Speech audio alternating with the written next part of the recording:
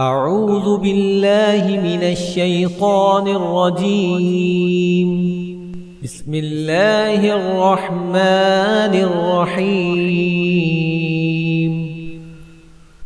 والتين والزيتون وطور سينين وهذا البلد الأمين. لقد خلقنا الإنسان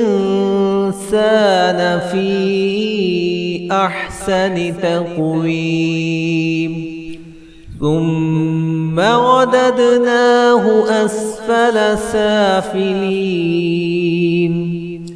إلا الذين آمنوا وعملوا الصالحات فلهم أجر غير ممنون.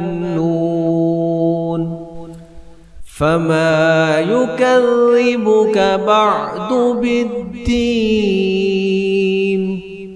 أليس الله بأحكم الحاكمين؟